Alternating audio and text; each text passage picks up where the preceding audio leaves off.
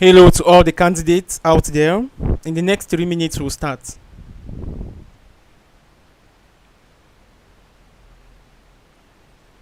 Greetings to all the candidates. In the next 3 minutes, we will begin.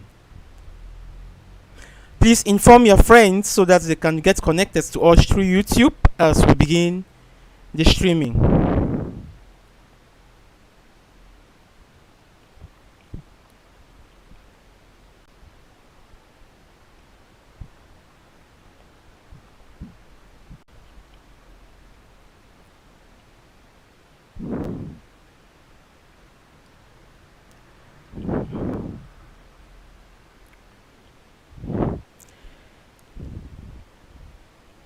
So please inform your friends so that they can join us. In the next 2 minutes, we will begin. Please inform your friends to join us.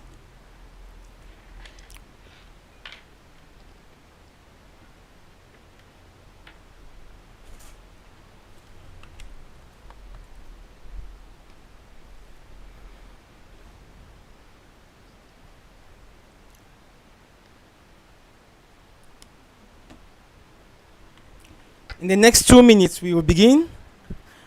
So we are greeting all the viewers out there. In fact, the candidates in this particular revision paper, we'll be looking at some past questions that occur and some tricks on how to answer them, as well as shortcuts. It's very important that we revise not just a lot of papers, but to revise in a smart way. The most important thing about revision, as we emphasize on the math panel, is smart revision. Revise smartly. It's not all the papers of the past 20 years that you revise that's going to prepare you, but how smart you revise and the concepts that you retain and share with your friends or practice. I'll equally be taking this opportunity to make an announcement that the GCE Maths panel will be running a full-time preparatory class from August to June next year, and students can actually have a live one-to-one class, unlike this class that is going on now. The class that they're going to have will be live and one-to-one, in which you talk to me and I talk back to you, or any other teacher that will be present, as well as you solve and then you show you're working and then they check and correct and so on. So that is how it is actually going to be. That's one of the points. The second point is about our blog. So you can actually visit our blog as well, www.gcemathpanel.blogspot.com, where you can get a lot of GCE materials. Though some of the things are still being built, but you can get as much as possible. Attached to that blog is a supplementary site, which we have the lessons, and those lessons will equally be covered during the holiday classes that will commence on the 26th of July, that is coming up, especially for ordinary level and for advanced level. Those in Form 4s and lower seats are actually encouraged strongly to take part in those classes. If those in Form 3 wish to join, it will equally be a benefit, but it's actually for examination classes. And for the A-level students, just to remind you as well that those who are preparing to write concours into the different schools, the timetable for the different dates of writing are out. So as you are preparing for your GCE, you also have in mind those examinations which you are going to write, or which you are preparing to write.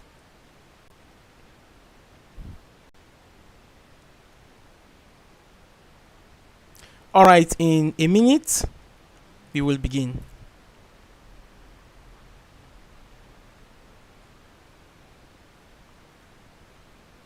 Stay tuned, invite your friends. In a minute, we will begin. Hope you have a pen and a paper with you. Don't just attend this class like that. Hope you have a pen and a paper with you.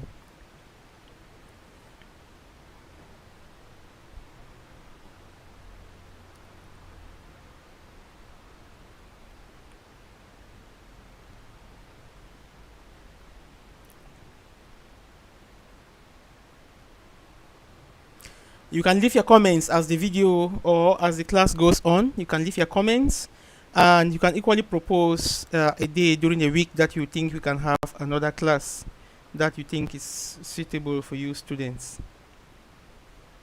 So you can leave your comments as the class goes on.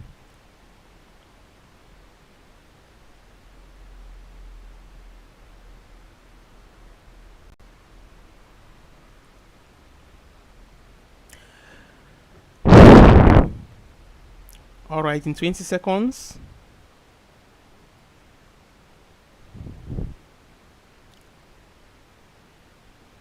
In 20 seconds.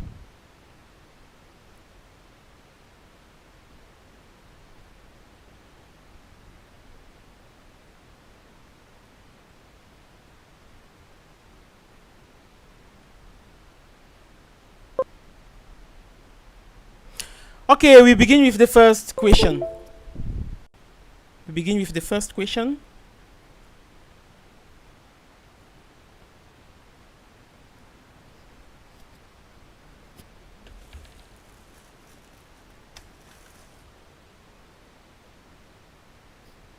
Yeah.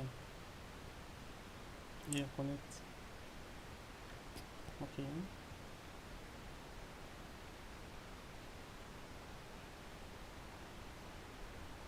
Okay. Yeah.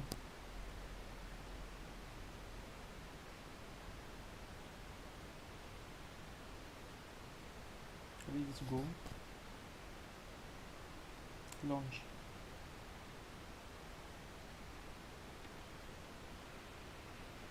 Perfect. Okay, the first question here reads, all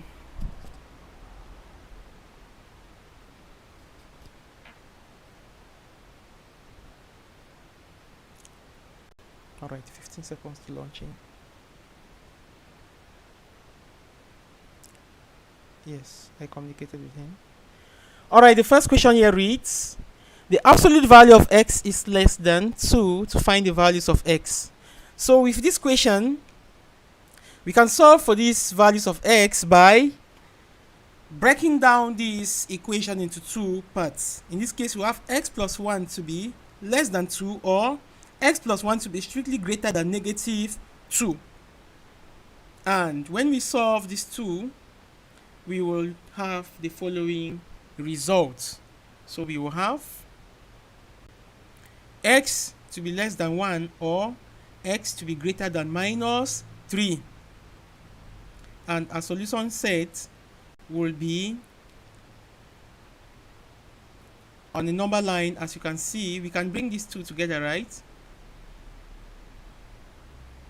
So x ranges from minus 3 to plus 1. The key here is C.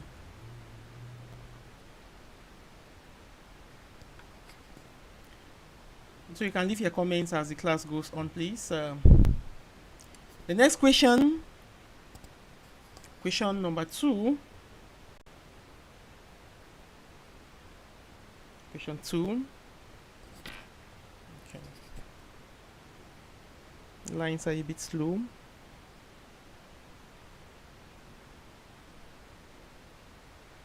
So question 2 reads, given that x is greater than 0, the value of x for which log x base 4 plus log 6x plus 10 base 4 equals 1 is. So we can convert this one to an exponential equation. So converting these ones to an exponential equation, that gives us 6x squared plus 10x to be equal to 4 to the power 1. And this will give us a quadratic equation. The discriminant of this quadratic equation will be 196. Therefore, x will be equal to, from quadratic formula, negative 10 plus or minus the square root of 196 divided by 2 is. And that will give us x to be equal to 4 on 12, which when simplified gives us 1/3. So the value of x here is 1/3. The next question, question 3.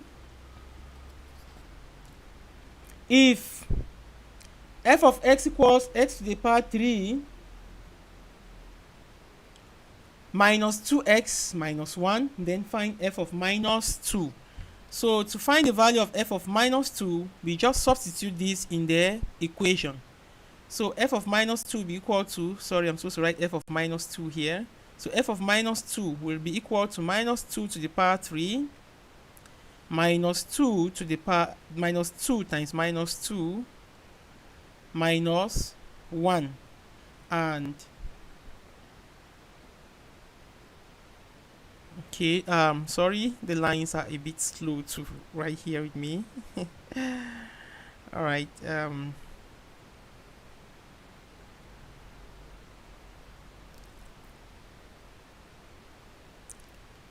So here, so minus 2. When we simplify, we have minus 8 plus 4 minus 1, and that gives us minus 5. Please, if I'm not audible enough, you can indicate with a message so that I can actually see, and then I'll reply. Or Fritz himself will reply there in Canada, and we will have the remarks.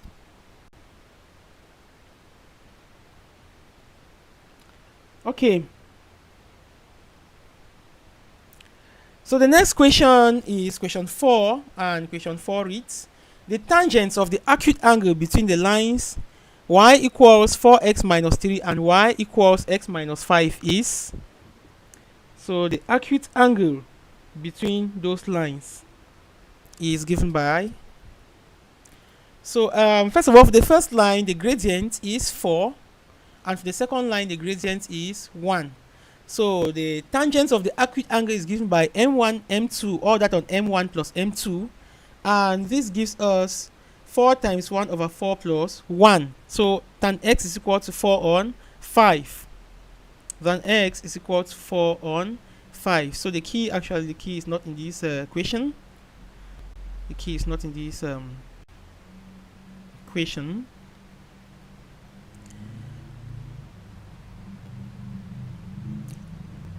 Okay, question 5. The period of the function f of x equals 3 cos 5x is.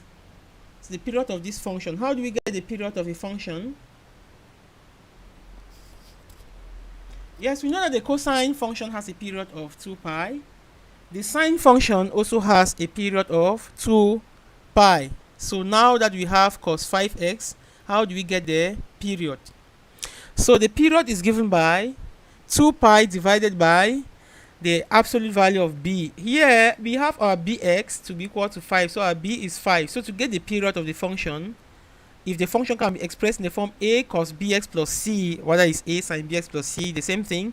So 2 pi divided by the absolute value of b, and our period to be equal to 2 pi on 5. The period to be equal to 2 pi on 5. Question 6. Question number 6. We can express that in partial fractions as. So expressing this in partial fractions, we will have, this is the first form of partial fractions that you have had in schools, in your various schools. You have a over the first expression plus b over the second factor. So that gives us, now we can cross multiply all through, or can multiply all through by x minus 3 into x minus 5, and that is what we will have. So equating coefficients, we will have, for the x, we will have 2 to be equal to, that's ax plus bx, right? So 2 is equal to a plus b, and for the constants, you have minus 5a's. When you expand, minus 5a's minus 3b's to be equal to 0, and when we solve here, we will have b to be equal to 5 and a to be equal to minus 3. So our b is equal to 5 and a is equal to minus 3. So our key here is b. I'm sure you can see this minus sign in front of it. So the key here is actually b. You can leave your comments. We welcome all those who are joining us and for the first time. We will have other classes during the week. And please don't forget to inform your friends so that they can actually join us as well for these lessons. Thank you so much. Question number 7 reads, the function f of x equals x to the power 3 plus 1 is continuous in the interval minus 2, 4, and differentiable in the interval minus 2, 4. The value of the constant c, where c lies between 2 and 4, for which f prime of c is equal to that is. So f of 4 is equal to 65, and f of minus 2 is equal to minus 7. Now what will be f prime of c? We know that f prime is 3x squared, right? So f prime of c will be equal to 3x squared, but as c, x is replaced by c, so f prime of c gives us 3c squared.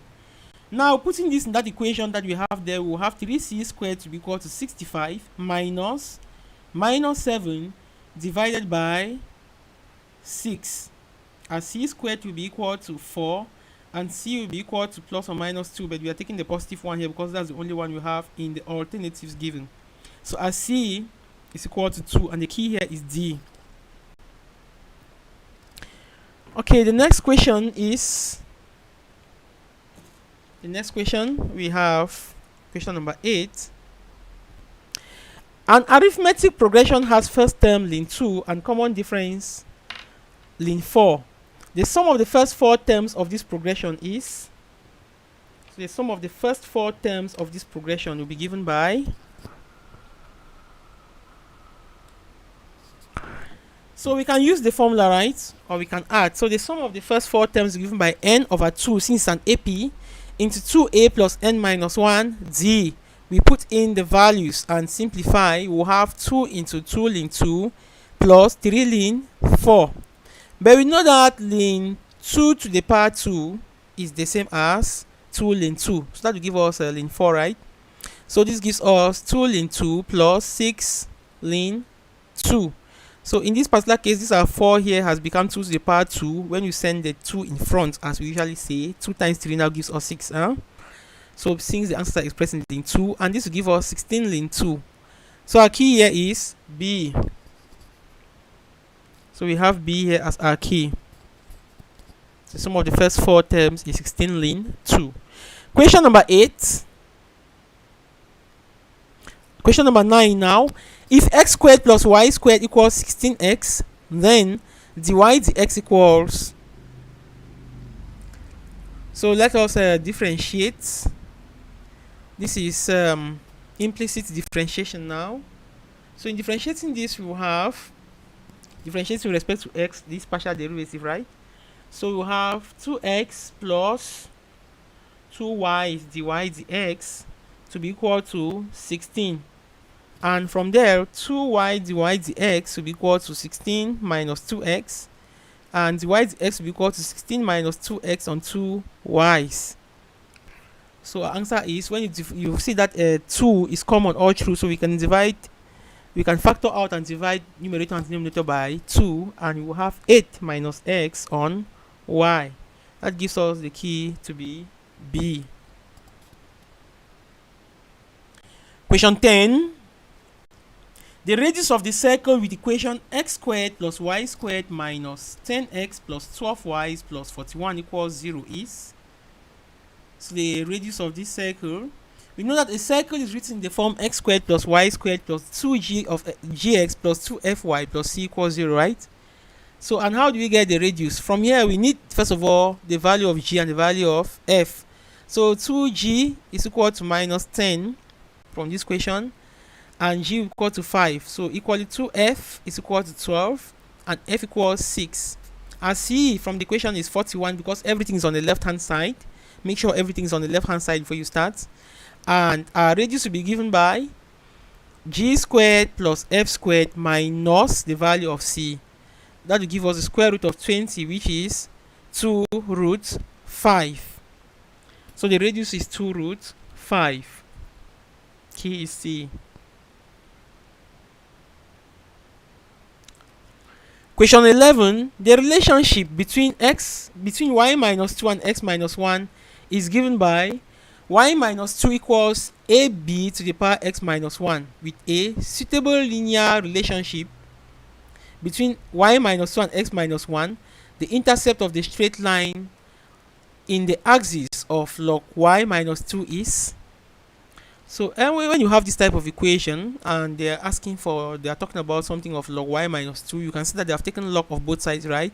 So we are going to take log of both sides, and we'll have for the left hand side log y minus 2, and the right hand side will have log b to the power x minus 1. But you can always bring this x minus 1 in front from the laws of logarithm, and this will give us log b plus log a, that's x minus 1 log b plus log a. So with this graph of log y minus 2 versus log x versus x minus 1 rather, we see that the gradient will be log b. This will be the gradient, right?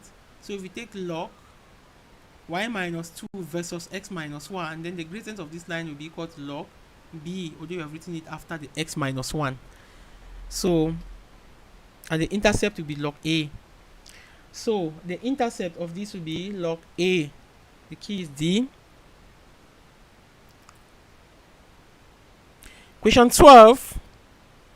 The integral from 0 to 1 of e to the power minus x dx is, that integral from 0 to 1, when you integrate e to the power x, you have the same e to the power x, right? So when you integrate e to the power minus x dx, you have minus e to the power minus x from 0 to 1. And this will give us, in putting in the values of the upper and lower limits or bounds, we will have minus e to the power minus 1 plus 1. So this is what we will be having. Normally when you put 1 in the equation, we have or when you factorize rather and bring it out, you can have this, but you can further simplify, right? Alright, so this gives us C as a key, or rather not C because it's minus, so we have A as the key. Question 13. Question 13. The integral of e to the power ln x squared is, so that integral is equal to e to the power ln x squared will be equal to, so here we know that e to the power ln x squared is the same as x squared, so they're just looking for the integral of x squared here, and integral of x squared, the x will be equal to 1/3 x to the power 3 plus a constant k, right? Okay, so that's what we have, plus a constant of integration. The integral of x squared here, and integral of x squared. Okay, the key is B. Question 14. Please leave your comments, guys, and actually we are saying welcome to those who are here. Please leave a hello so that we know that you are there. Welcome, candidates, welcome. So please just leave a comment. I've seen hi from Terry Bickings. Welcome, Terry Bickings. I'm happy to meet you online. You came the afternoon and saw that it was ordinary level, I presume. Alright, so the key is B, question 14. If there is anything you don't understand very well, please just leave a comment, and if there is a proposal of another day that you can have a class during the week, please equally leave your comments. If you cannot see the comments, look below the video. There is some sort of an arrow if you are using your phone, something that is like less than, that is pointing downwards. Click on it and it will show you the place where you can put a comment. We are equally saying welcome to Sonia. Sonia, welcome. It's nice to meet you too. Alright, so question 14 reads, the condition for the quadratic equation x squared plus 2kx plus k plus b equals 0 to have two unequal real roots is, we know that the condition to have two unequal real roots is when we have the discriminates to be greater than or equal to 0. So in this case, we will be having, looking for the discriminates here, we will have b squared, that is 2k squared, b squared minus 4 times a, which is 1 times c, which is k plus 6, to be greater than 0. So 4k squared minus 4k is minus 24 should be greater than 0. And when we solve this inequality by factorization, we can test using 0, right? We have these regions. So the boundary solutions are minus 2 and 3. So we can test. When you test that the correct regions, if you use 0, for example, if you put 0 here, you will have 2 times minus 3, which is minus 6, and it's not greater than 0. It means that this region between is the wrong one. So the correct regions are below -2 and above 3. So our key here is D. K is less than or equal to -2, or K is greater than or equal to 3. So please leave your comments. Yes, okay, Sonia says thank you. You're welcome to Sonia. If I'm not audible enough, you indicate. And if there are other proposals that you have, you equally indicate, because we are going to be having other classes during the week, but we would like to get your indications to know exactly when we can put those classes. Okay, question number 15. Cos theta equals 3 on 5 and theta is an acute angle. Then the exact value of sine 2 theta is. So for us to have sine 2 theta, we can first of all look for sine theta. So if cos theta is equal to 3 on 5, then from Pythagoras we can have sine theta, and from here sine 2 theta will be given by 2 sine theta cos theta, right? And since our sine theta is equal to 4 on 5 and cos theta is 3 on 5, it means that our sine 2 theta will be equal to 24 on 25. If you are just joining us, please don't forget to leave a hi or a hello. Alright, that brings us to question 16. Question 16. A 3 by 3 matrix M is given as M equals that. If the determinant of M is 0, then what can we have? So if the determinant is equal to 0, let's get the determinant. You will have. So I would just like to look for a column where maybe everything is 0. Okay, let us use any method that we use, we will end up with the same thing. So let me just use the last column, or let's use the first one. So we'll have the first column, we'll have 0. The second, we'll still have 0. So the discriminant here, when we expand and simplify, this is what we are going to have. When you simplify this, you have that, right? So the key here is equal to D. Okay, question number 17. The arguments of the complex number Z, where Z equals that is. So how do we get the argument of this complex number? So this complex number is equal to that.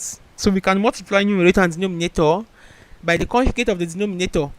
And this will give us 1 plus 2i minus 1 all over 1 plus 1. And when we simplify that, we will have 2i on 2, which is equal to I. Therefore, tan theta is equal to 1 divided by 0, right? And that gives us arc tan infinity, which is 90 degrees. And 90 degrees is seen as pi on 2. So arc tan infinity, what does that give us? 90 degrees now. Yes, 90 degrees, pi on 2. I'm sorry, the key that I have here, the key is at pi on 2, because 90 degrees is pi on 2. I'm sorry for placing this thing here, and this key here is not A. So we have the key here to be C, because at infinity you have sine 90 is equal to 1 and cos 90 is equal to 0. That's where you have infinity. Okay. The point 310 is on the graph of the function f of x, and f prime of 3 is equal to 114. Given that x is equal to 3 is a first approximate root of the equation f of x equals 0, then using Newton-Raphson procedure, a value of the second approximation to the root of the equation is. So what has been given in this equation? We know that for Newton-Raphson's approximation, the new root, that is x1, because the first root initial approximation is x equals that is x1 is equal to x0 minus f of x0 over f prime of x0. So we have our x0 to be equal to 3, because you see that we have been given the point 310, and f prime of that 3 is equal to 114. So we equally have our f of 0. F of 0 is equal to 10, right? How do you know that f of 0 is equal to 10? Because you see that when x is 3, f of x is 10. So therefore means that f of 3 should be equal to 10. And our f prime of 3 is equal to 114, as you can see. So therefore means that the first approximation will give us 2.91. Hello guys who are online, please don't forget to indicate to your friends to join this class. This is one of the classes that we'll be having for this week, but there are many other classes that will follow this one. and you can equally indicate their proposals as this class goes on for the time that we will have the next class. Note that ordinary levels is mostly in the mornings, and we have advanced levels for the evenings. So you can equally propose, and we will leave equally a link where you can leave your discussion and some questions where you have difficulties, so that you can equally attend to them. We know that a lot of questions come in, but we try our best to see that we attend to as many questions as possible. Thank you for those who are joining in. Please, when you join in, don't forget to leave a hi so that we know that you are there. Thank you so much. Okay, question number 19. A relation R is defined on the set of real numbers such that x relates y and y relates x, implies x equals y. So R is said to be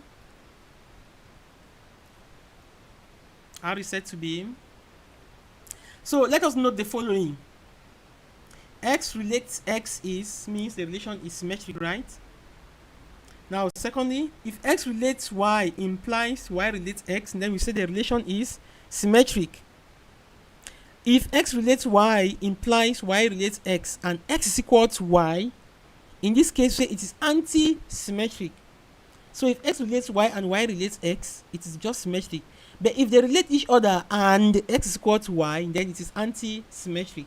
And the third point I'd like to emphasize is on if x relates y and y relates z, it means that x relates z, and this type of relation is said to be a transitive relation.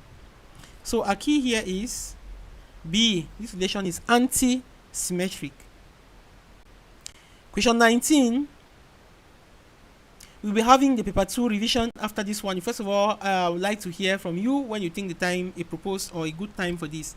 On Sunday the 27th, we will have another class, but it's going to be paper 2. But during the week, we will have 2 other classes, which will be paper 1 and paper 2 revision.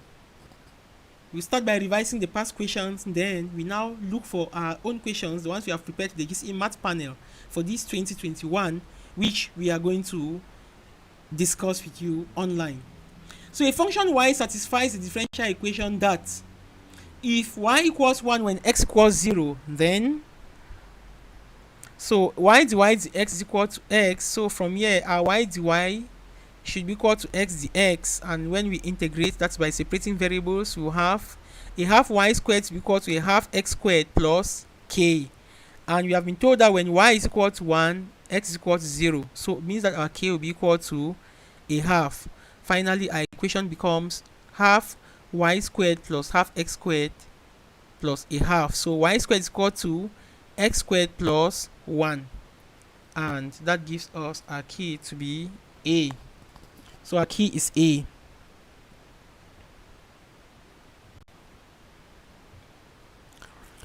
Question 21. Alright, so don't forget to visit our blog, guys. We have 2 sections on our blog. We have the GCE math panel where you have all the examination papers and so on. And we equally have another site, which is a Google site, and there we have the online classes that we are having for students. Normally, we have a full-time preparation from August to June each year. So don't forget to remind your friends who will be preparing for the GCE. And we equally have a holiday classes for Form 5, Form 4, lower seat and upper seat, which is going to be online and live. The students will be the same as I'm talking in class. They'll talk back, and it will be two-way communication, unlike this one you are presenting to many people and it is one way apart from your comments.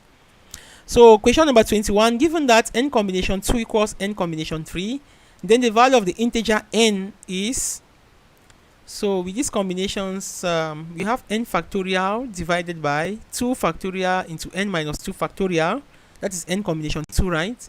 Should be equal to n factorial on 3 factorial into n minus 3 factorial. So we can simplify to have 2 into n minus 2, that's for the left hand side, to be equal to 6 into n minus 3 factorial, because 3 factorial is 6, and n minus 3, all of that factorial is the same as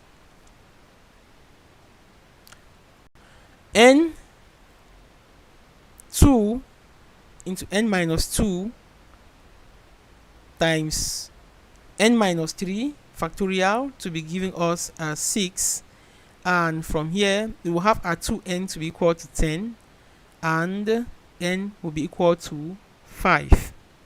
So n will be equal to 5.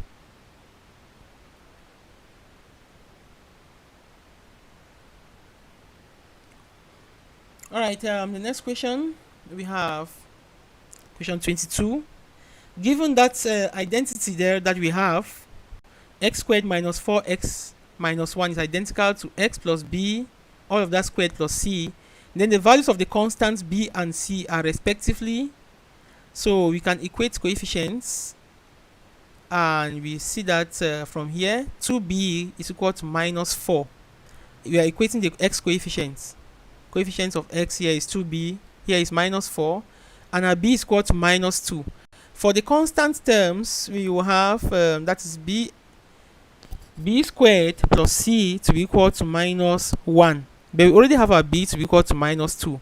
So this will give us 4 plus c to be equal to minus 1, and c will be equal to minus 5.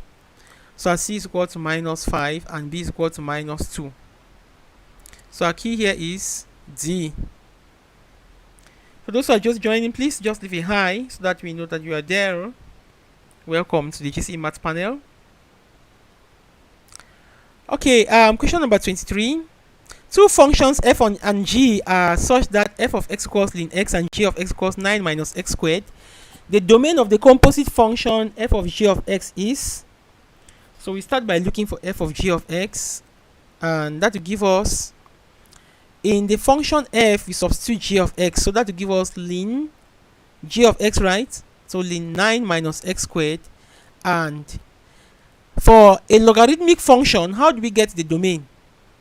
The domain is taking the core, and the core should be strictly greater than 0. So the core of this function is 9 minus x squared. This core must be strictly greater than 0. So when we solve this inequality, we will have a value of minus 3 to plus 3. So that's the domain of this function. It ranges from minus 3 to plus 3. If you look at the previous videos that we have looked at curve sketching, you will see one of the logarithmic functions that we have there. If you look at all of our videos, you see about 3 or 4 videos on functions, and you will see the lessons how this type of functions have been presented with the complete curve sketching. You can check from the GCE Math panel on YouTube, and you see all of this for technical and even for grammar. Question number 24. We are looking for that limit, and to look for that limit, we can factorize the denominator and cancel out something, right? So this gives us x minus 3, or the denominator will be given by x minus 3 into x plus 1. So we can cancel out, and we'll be left with 1 over x plus 1. And we can now put in this value of 3, and we'll have 1 over 3 plus 1, giving us 1 on 4. So this limit is actually 1 on 4. The next question number 25. Yes, some guys are commenting to me directly through WhatsApp. That connection is actually an issue. Yeah, we understand. The connection is really an issue. But don't forget that you can equally play this afterwards. But there is no time. It's better to just follow now, because you have really revised much, and it's good that you hear another person talking to you directly. Alright, question number 25. We have cos 2x, all that over cos x minus sine x to be equal to. So how do we simplify this question? So this can be done by testing. Let's use, since this might be difficult, right? So let's do this by testing. We can use x to be equal to 45 degrees.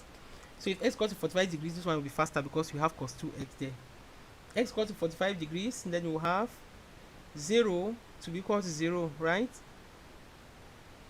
For the A case, let us look at the first alternative for A. 0 will be equal to 0, because this is sine x minus cos x. So we have 0 to be equal to 0. So for sine, because why? Because sine 45 is equal to cos 45. And here, cos 90 will be equal to 0. So the left hand side is this one. It will give us 0. And this case, sine 45 minus cos 45 also give us 0. This is true. Let us test for the B. For B, cos 45 is cos 45 times 2. That's cos 90 is 0. But now, what is sine x plus cos x? That gives us 1.4, right? So this one is not true now. Now let's test the c.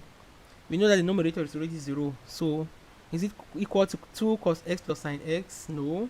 If you test the z as well, it's not true. So we have just used this one to test. You can use another number to test, but it's easier and faster to use x, the value of x, to be 45. Why? Because we have cos 2x here, and 2 times that 45 will give us 90, and it's an easy value to test with. That's why you're using this. So the correct answer here is A. Like with some questions, when they are very difficult, you can solve by testing. You test, and when you test, actually you get the value. Question 26, the coefficient of x squared in that binomial expansion is... Alright, for those who are joining in, please don't forget to leave a hi. You can leave a comment equally. There's something you don't understand, leave a comment. But if you think you cannot leave it now, you can still leave it on our blog, and we will get to you there. When you go to the blog directly, click on online class or live class, and it will take you on our site where we have lessons, and there you can put your comments. Alright, welcome once more to GCE Maths panel. So by binomial expansion, our A here is 2, and our R is equal to 2. Why am I saying that R is equal to 2? This is what we have here, right? Good. So now let us move on. Our N is equal to 5. So N combination R, this is binomial expansion now, right? Good. So N combination R, A to the power R, B to the power N minus R. So this gives us 5 combination 2 to the power 2 into minus 3 to the power 5 minus 2. And when we simplify that, we have 10 times 4 times minus 27. So the coefficient of x squared there is equal to minus 1080. You can equally use the Pascal's triangle, and you equally have the same result. So the coefficient of x squared in this equation is that, and in this case our R is equal to 2 now. You know R is equal to 2 because they said that x squared up to the x squared term, so you just use it directly there. Alright, question number 27, the integral of that is... So with this one, we look at the denominator very well, and we saw when you differentiate the denominator, we will have the numerator in a hidden fashion. So when you differentiate the denominator, you will have 4x squared, right? So this one can be written as a half into the integral of 4x over that. So this half outside balances to this one now. So 4 divided by 2 will give back this equation unchanged. So that way we now differentiate the denominator, it gives us what? The numerator. I've forgotten to put the x here. Okay, so the integral of this will be equal to a half into ln 1, the ln of the denominator, ln 1 plus 2x squared. Normally we put by these absolute values, but why have I not put absolute values? I've not put absolute values because the square of a number is always positive, and 1 plus that positive number will always be a positive number. That's why there is no need putting the absolute values here, because this number will always be positive. So when we now take these limits of integration, you will have ln 9 minus ln 1, and that gives us a half. But we know that ln 1 is 0, right? A half ln 9. A half ln 9. And a half ln 9 is the same like ln the square root of 9, which is ln 3. So our answer, the result here is equal to ln 3.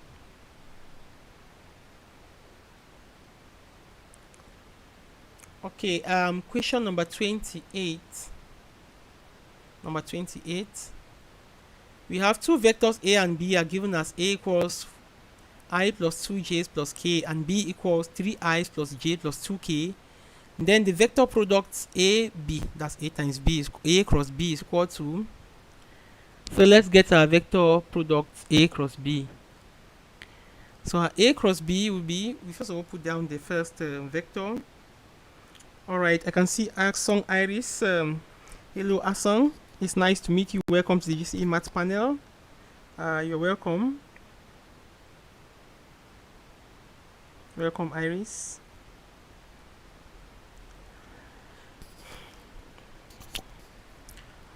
So when you look for the vector products, we will have I into 4 minus 1 minus j. That is this I. You first take this first component, right? I And then we have 2 times 2 minus 1 times 1. So we have I into 4 minus 1. And then the next one to be minus j. This minus j, now we cross this. When you cross this, we now have minus j into 1 times 2 minus 3 times 1. And that's what you have here. We now take the next component, now the k. Now that is plus k, right? Normally plus k, not minus k here, plus k. So we now have, when you cross this and this, we will have 1 times 1 minus 2 times 3. And so this gives us 3 i's plus j's plus j plus 5k. So normally minus 5k. So 3 i's plus j minus 5k.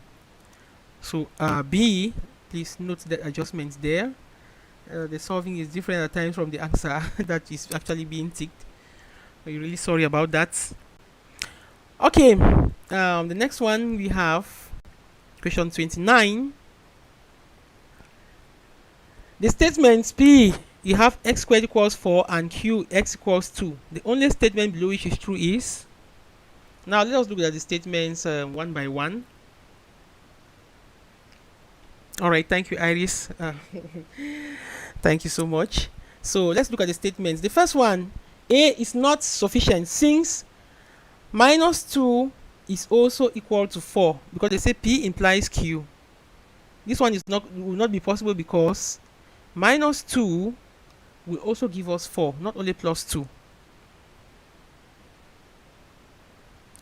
And then the second one, x equals 2, is implied by x squared equals 4. So we want to test the second one. The second one is also partial. X equals 2 is implied by x squared equals 4 is also partial. C is not sufficient, though it is necessary. P implies Q and Q implies P, but this one is not always true because minus 2 can also have an effect, as we have seen in the A part. And D, x squared equals 4 does not necessarily mean x is equal to 2. Yes, this one is the correct one. Because if x squared is equal to 4, it does not necessarily mean that x must be 2, because x can also be minus 2. So that's why we choose D as the answer, because x having a value of minus 2 can also satisfy. Alright, we would like to say hi to Sonia, to Iris, to Terry, and to all of you who are online out there, those who are joining. Some people have not indicated that they're online, so I can actually not see their names or any other thing. So, well, that's it. Question 30. Question 30. So, I actually like to emphasize equally that it is not the number of papers that you answer that will make you to pass the GCE. It is how smartly you answer them. Answer them in a smart way and grasp the concept of that particular question. Because the GCE is the same thing year after year. They just change the figures or the digits, and then they bring a new idea, join the idea, other ideas, and so on. So when you prepare very well, which is smart preparation, then you are actually looking for brilliant results. And equally, after going through all of these videos during this week, a good grade should normally be waiting for you. Yes. So there are 4 black cards and 4 red cards. There are 6 black cards and 4 red cards on the table. How many ways can we arrange the 4 cards, or how many ways can 4 cards be selected from the table if the number of colors in the selection must be equal? So it means that if the number of selections must be equal, it means you must, if you are having 2 reds, you must have 2 blacks. You are having 3 red, you must have 3 blacks, and 2, and so on. So there is no order actually in this particular case, so you can mix them. Red, black, black, red, you can mix them anyhow. But if you are having 3 of these, you must have 3 of the other one. That is what they mean here. So for the black, we have 6 combination 2, and because we want to select 4 cards, right? So we are selecting 2 cards from the 6 cards, and for the red cards, we are selecting 2 also from the 4. There is no order, that's why we're using combination. So this gives us a multiplication, and you have 15 times 6, which is 90. So there are 90 ways. There are 90 ways. Question 31. The equation of the asymptotes of the graph of the curve, that is. So like I said, if you go to our YouTube channel, you see that we have equations of this nature that we have drawn, sketch the functions completely. This one is very important for curve sketching. So let us look at this. How do we get the asymptotes? The first thing here is to look at is to see that the degree of the denominator is less than that of the numerator. Numerator is x to the power 1, denominator is x to the power 2. In this particular case, we see that the horizontal asymptote will be equal to 0. Why? Because the horizontal asymptote is equal to the limit of the function after you have simplified. And when you simply divide this, you find out that you don't have any whole number. So this means that the limit, as this one tends to infinity, as x tends to infinity, this will actually normally give us 0, right? So whenever the degree of numerator is less than that of denominator, and you have the function of this form, then your horizontal asymptote is equal to 0. So you can also do that by taking the highest value, the highest degree in numerator is x, highest in denominator is x squared. When you say x divided by x squared, you have 1 over x, right? Now as x tends to infinity, 1 over x tends to 0. The horizontal asymptote will still be 0. Good. Now the next asymptote is to get the vertical asymptotes. To get the vertical asymptotes, we equate the denominator to 0, or the denominator should not be equal to 0, and we solve. When you solve, you have the x values to be x equals, now let's do it. So we have x equals 1 and x equals 3. So the key is C. Those are all the asymptotes that we have: x equals 1, x equals 3, and y equals 0. Now question 32, if there's anything that is not understand in this video, please, you can replay. You can actually replay the video and you grasp the concept. If you do not understand anything, you can actually replay after the video is over. Alright, question 32, if sine x plus y equals x, then dy dx equals, this equally is another implicit differentiation, right? Yeah, so let us differentiate. So differentiating, you know that when you differentiate sine x, you have cos x. But now this differentiation has differentiating with x and y, so you must take note of that. So you have, when you differentiate, you have, since that differentiating with respect to x means that y is a constant. So when you differentiate this one, you have cos x plus y. Then when you differentiate the core, you have 1 plus dy dx. The right hand side when you differentiate, you have 1. So this will give us 1 plus dy dx to be equal to 1 over cos x plus y, and our dy dx will be equal to 1 over cos x plus y minus 1, which you can simplify to have 1 minus cos x plus y all over cos x plus y. So our key here is A. Question number 32. That's number 32. So now number 33. The relationship between two variables x and y is expressed by the values in the table below. Using the trapezium rule, an approximate value for the integral of y from 2 to 5 dx is. So the trapezium rule, what's the formula of the trap rule? The trap rule states that y dx from a to b is equal to h over 2 into f of a plus f of b plus 2 into the sum of the rest, where our h is equal to the upper value minus lower value divided by what? The number of is that we have. So here our n is equal to 4 minus 1. So n is equal to, where 4 is the number of ordinates, minus 1. How do you get the number of ordinates? Now look at the x. You have 2, 3, 4, and 5. So we have how many ordinates? 1, 2, 3, 4. So this gives us n to be equal to number of ordinates minus 1, which is 3. So our h here now will be 5 minus 2 on 3, which is 1. Our f of a is 0.692.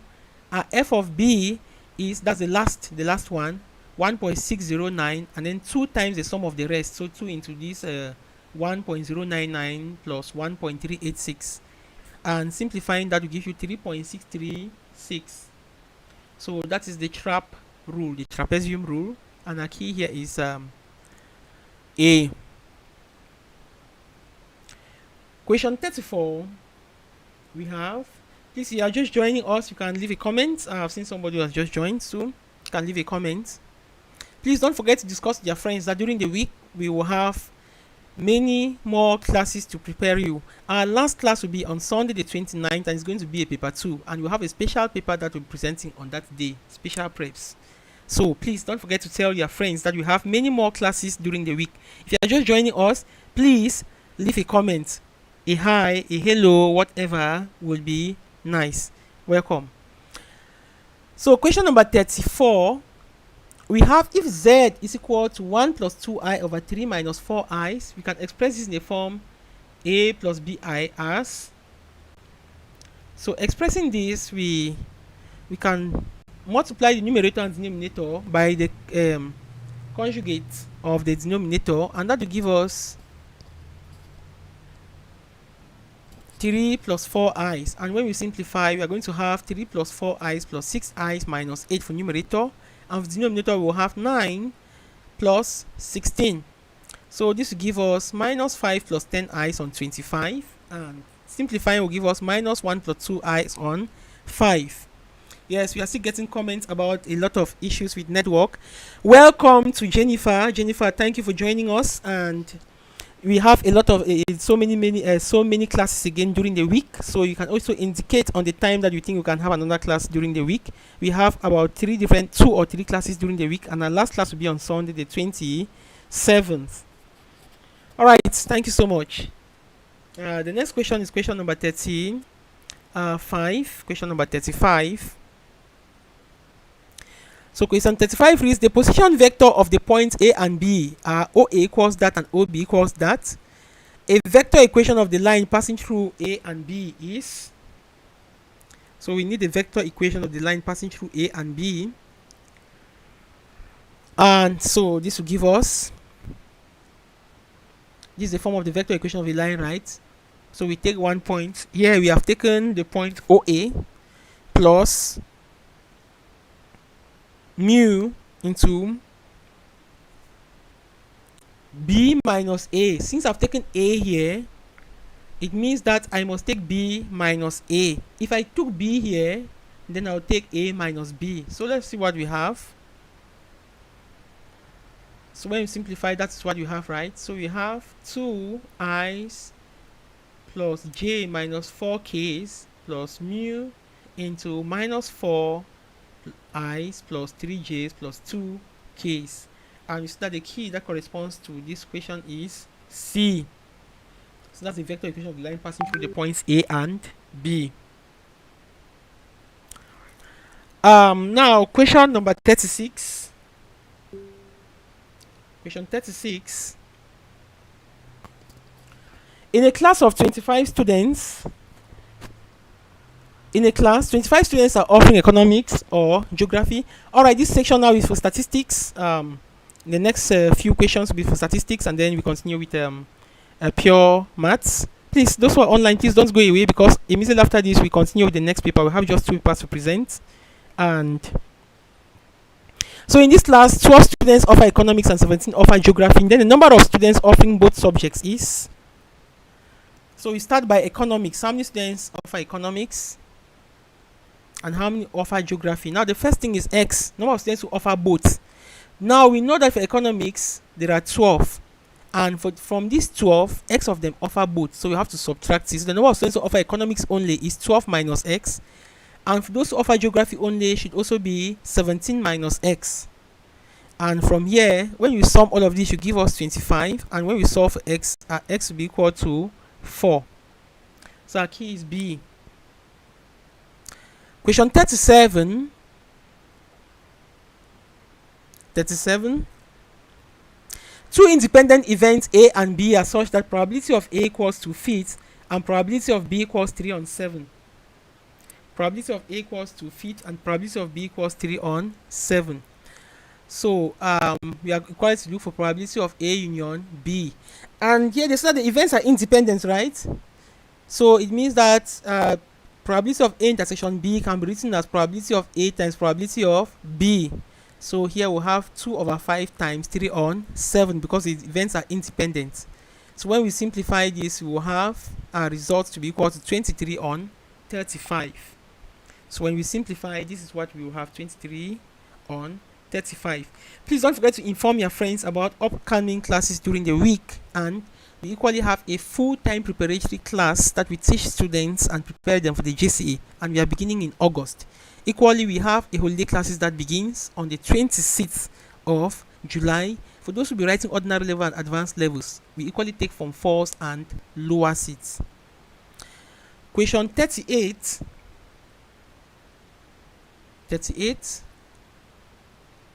The mean of a set of observations is 4, and the mean of another set of observations is 6. The mean of the combined set of observations is... Here I advise you, do not make the mistake of taking the average of 4 and 6. It will give you 5. And that's the answer to number 1, the greatest distractor. Alright, so the combined mean should be equal to... This is what you do. The first set, you have 6, and their mean is 4. So you have 6 times 4 to have the total. Then for the second, you have 4 times 6. All over the total number of observations, you have 6 plus 4. So our mean for the combined set is 4.8. Our combined mean is 4.8. Question 39. A discrete random variable follows a binomial with parameters 6 and p, where p lies between 0 and 1. If the expectation is 18 on 7, then the value of p is... So if x follows a binomial with parameters n and p, then our expectation is given by np, right?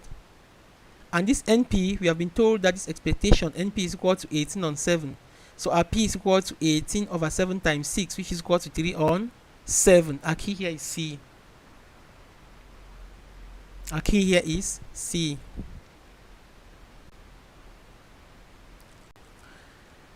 Question 40. The mean number of buses arriving at a particular bus stop within an hour is 6.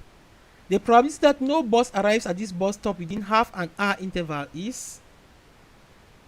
So probability f of t will be equal to lambda e to the minus lambda t, where our mean is equal to 6, right? So f of t will be equal to 6e to the power minus t. And f of a half, that is for half, within half an hour, will be 6 into e to the power minus 6, all that to the power a half, right? That will give us 6 e to the power minus 3. So for this type of questions, this is what we have.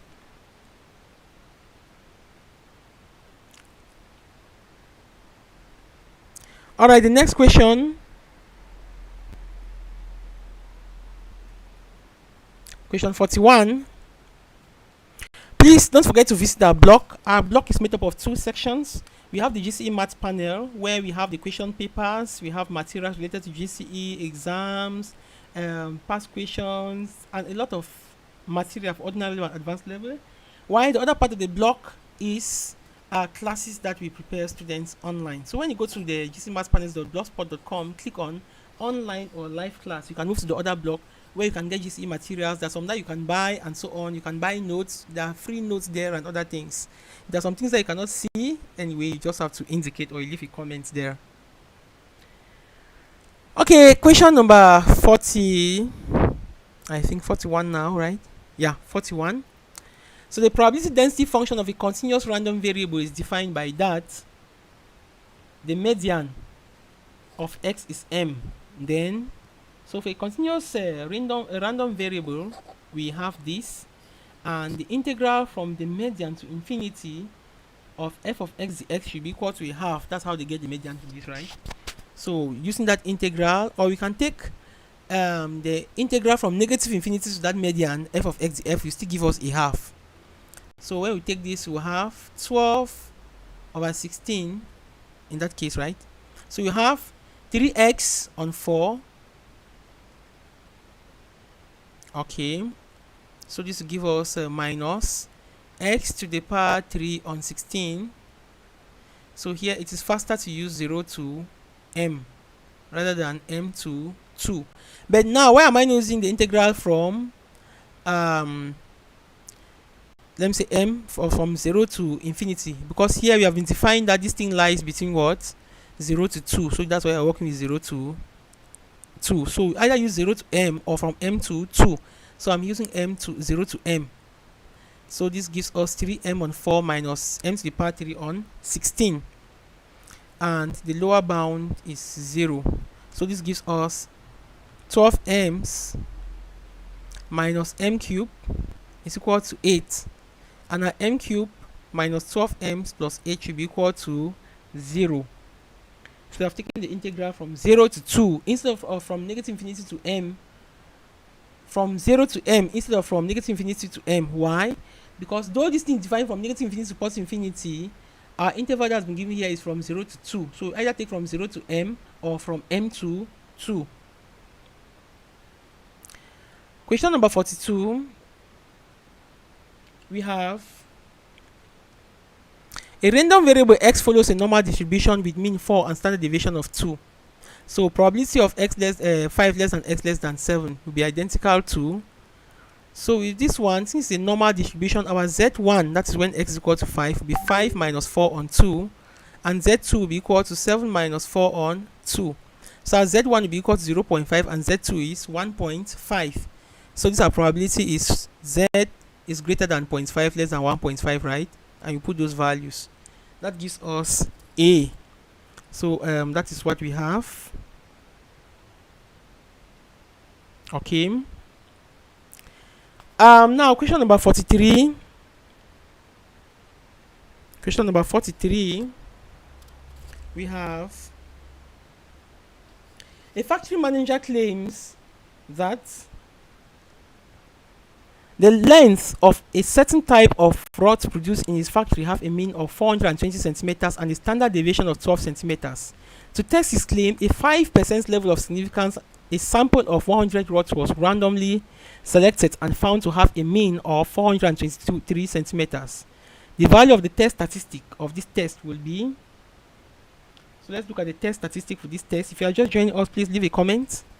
Test statistic will give us z to be equal to x minus mu on sigma root n. Sigma on root n. So 423 minus 420 all over 12 divided by root 100. And that gives us 2.50. So the test statistic here is 2.50. That's our z, right? Okay. Question 44. The summary statistic of a data set is such that the sum of frequencies is 18. Sum of all the values is equal to 108, and the summation of f x squared is equal to 708. Find the standard deviation of this. So note our standard deviation is given by summation x squared minus summation x all squared on n all over n minus 1, because this is a sample. So we are taking n minus 1. So this gives us x squared to be equal to 708, which has been given, minus 108 all squared divided by 18, all that over 18 minus 1. So this gives us 3.529.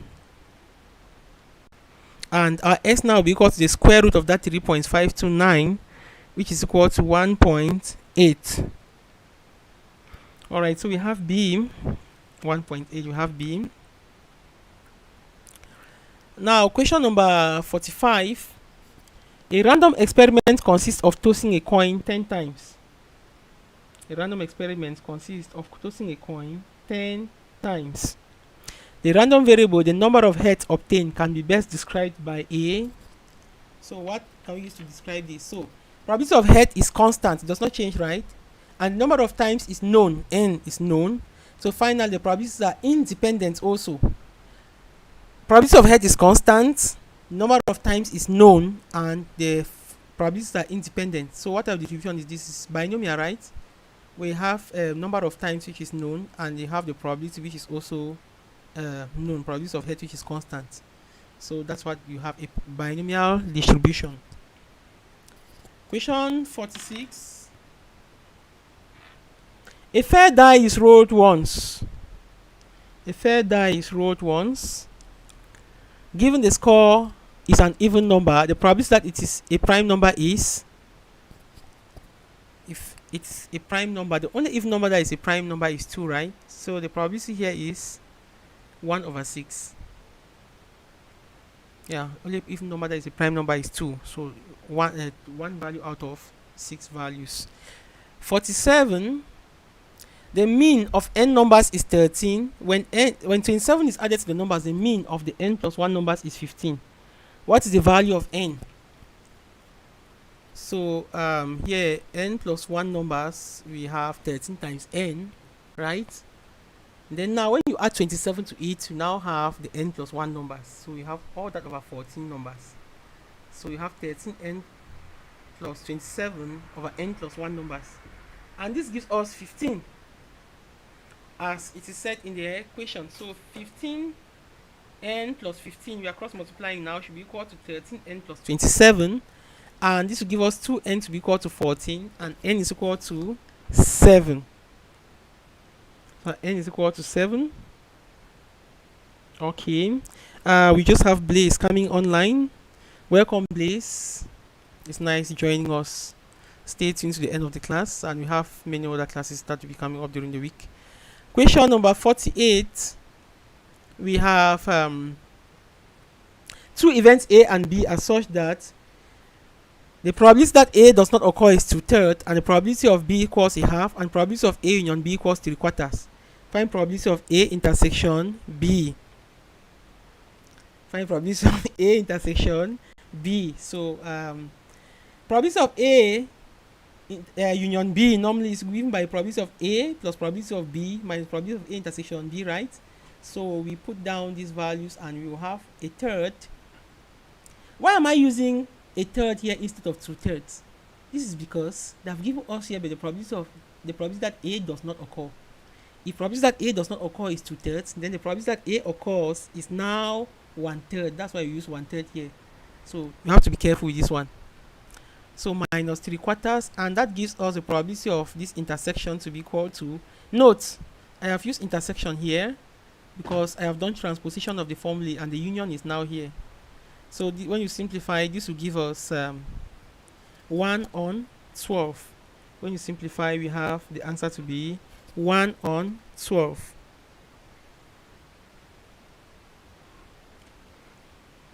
Okay, the next question, number 49, reads. Question 49 reads: the standard normal variable z is such that z follows a normal distribution with parameters 0, 1. Probability of z greater than A equals 0.2877. Then A equals. Now this one you have to use your tables, right? Of course, you have to use your tables to read this. So the probability of z equals greater than or equal to A should be equal to 1 minus probability of z less than A. And this means that 0.2877 should be equal to 1 minus probability of z less than or equal to A. And this will give us the probability of z less than or equal to A to be equal to 1 minus that value, which is 0.7123. And our A minus 0 over 1 should be equal to 0.7123. So from here, A is equal to that 0.7123. So our key here is a B. We take B as our key. Question 50. This is not the last question. This is the first set of the revision. We have not yet finished. Question 50. We have: in a certain competition, 2 judges ranked 4 contestants as shown in the table below. Find the Spearman's correlation coefficient. So Spearman is equal to 1 minus 6 summation deviation squared, all that over n into n squared minus 1. So this gives us 1 minus 6 into 0 plus 4 plus 0 plus 4. These are the differences. So you have to say 2 minus 4. Sorry, you start with 1. 1 minus 1, 0. 0 squared is 0. That's why I have 0 here. Here 2 minus 4 is 2 or minus 2. You square it, you have 4. 3 minus 3 is 0. You square it, you have 0. 4 minus 2 is 2. You square it, you have 4. All that on 4, because there are 4 of them. You have 1, 2, 3, 4 items into 4 squared minus 1. So Spearman will be equal to 0.20. So you can see that we have taken a very short time to answer this, but this is not the end. So we continue. Don't forget to visit our blog. You have a lot of material there to help you. So much. And don't forget to revise wisely. wisely. Do your revision wisely and not just anyhow. Let us take 30 to 40 questions from 2013, and this will complete the revision for today. So for those who are just joining, please stay tuned. So 2013.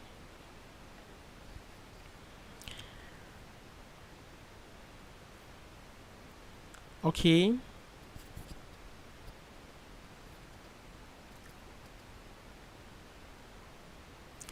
Alright, so which of the following binary relations defined on the set of Z of integers is not transitive? Which of these relations is not transitive?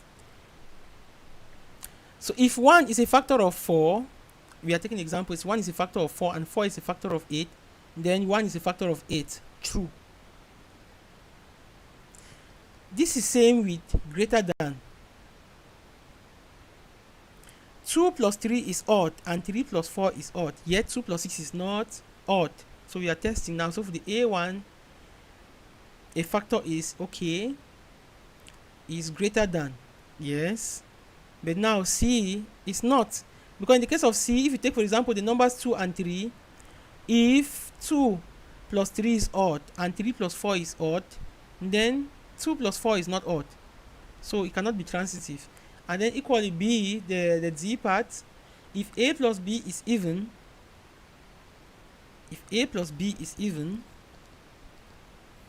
then and B plus C is even, therefore A plus C will normally be even. So only relation here that is not transitive here is the C. Question number 2. The functions f and g are defined in the set of real numbers as f of x equals 2x minus 1 and g of x equals that.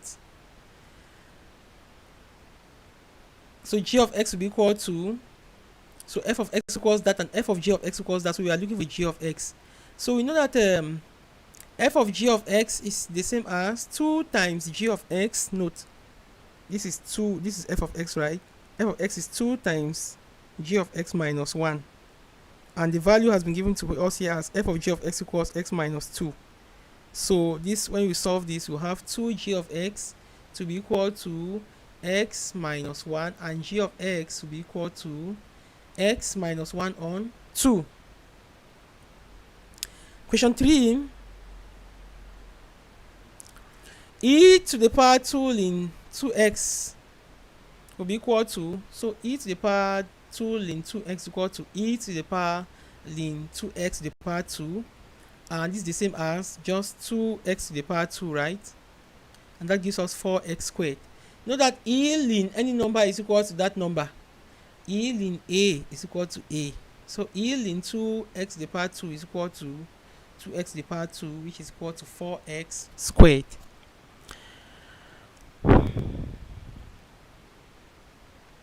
Alright, the next question, question number 4.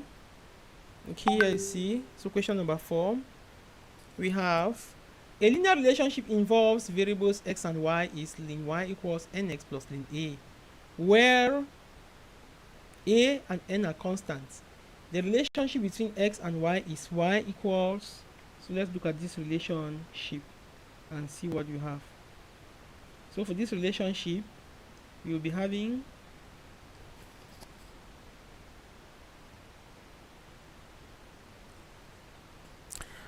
okay, so for this relationship, we will be having, let's solve. So we raise both sides to the power e as base. So this gives us e to the ln y should be equal to e to the power nx plus ln a. And this will give us e to the power nx dot e ln a. And we know that our y, e to the ln y is y, right? Should be equal to, we can call this one a constant, e to the power nx, because e ln a is a constant. So e ln a will give us a constant. But normally e to the ln a is a. That's why we have this a here as a constant. So that's the relationship that we have. And our key here is b. Our key is b.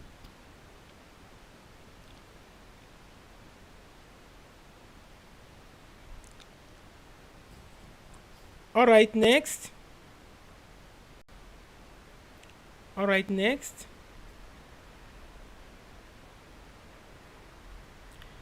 The next question is question number 5.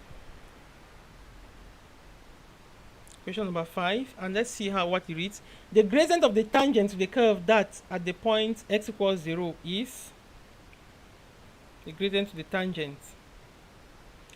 So so let's see how we do this. So we have y prime to be equal to 4 into e to the power 2x plus 3 into e to the power minus x. That is the gradient, right? So now when x equals to 0, we have y of 0 to be equal to 4 times 1 plus 3 times 1, and that will give us 7.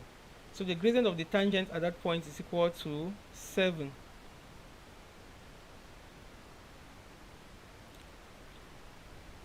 Okay.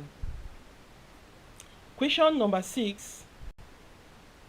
Question number 6. We have. So we are going to be having paper 2 during the week, guys. We'll be having paper 2 during the week, and equally have 2 more paper 1s during the week. And our last paper 2 will be on Sunday the 27th at 9 p.m. If you have suggestions on any additional classes during the week, you can always indicate in time so that we can know how we can do the scheduling. So for this function, f is defined on the set of real numbers by f of x equals that, where x is not equal to minus 2. The value of k for f to be an even function is, now for an even function, f of minus x is equal to f of x, right? So let us look at the value of k. So this implies that k plus 3x over 2 plus x should be equal to k plus 3 into minus x, all that over 2 into 2 plus minus x. So you can now say the x has been replaced now by the negative. Looking at this, f of plus x is equal to f of minus x. So when we solve this, what do we have? When we cross multiply, we will have k plus 3x into 2 minus x will be equal to k minus 3x into 2 plus x, and this will give us 2k minus kx plus 6 minus 3x squared to be equal to 2k plus kx minus 6x minus 3. And when you finally simplify, this is the last that we will have.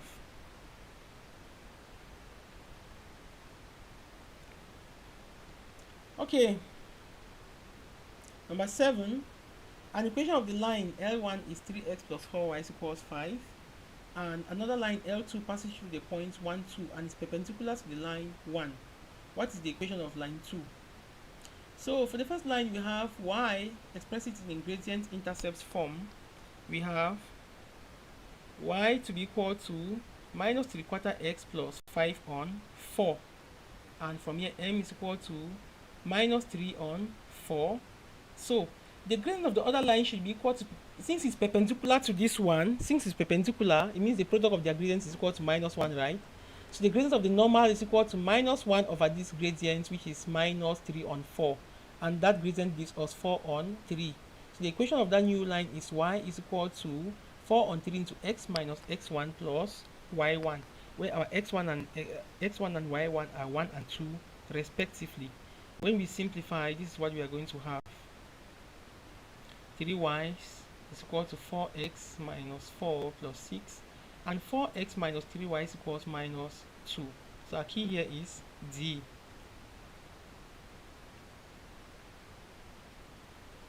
Okay.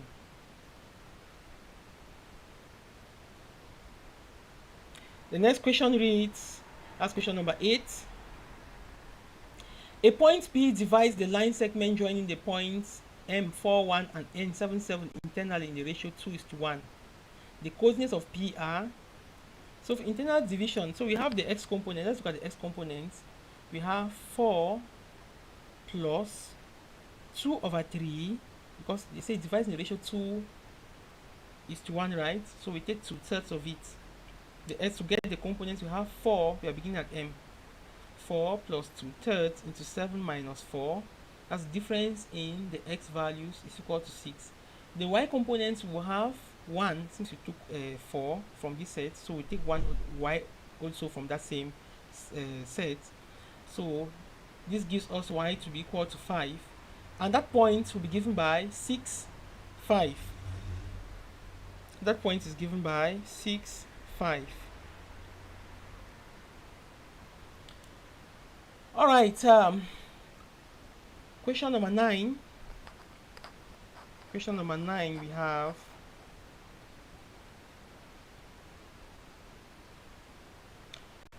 4 log x minus log y equals log 13. Then, what's the relationship between x and y? So we have, from the laws of logarithm, the second law, we have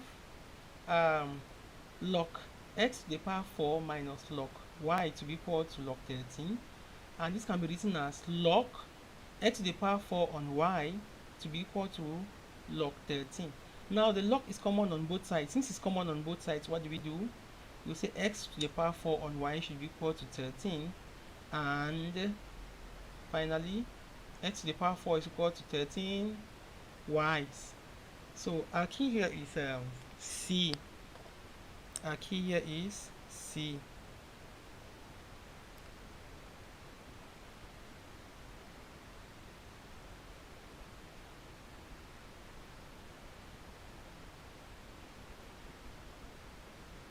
Next question reads, that's question number 10. A first approximation of the real root of the equation that equals a second approximation will be, see, the GCE is the same thing every year, year in, year out. They just make adjustments on the equations and they give back the same thing. Nothing is actually changing. So you just have to revise in a smart way. And some of the questions that you revise, you will see these same questions on the exam paper. For the questions that you have revised and you already see them, you don't need to be solving again. You just need to put down the answers. So a second root. So how do we get this?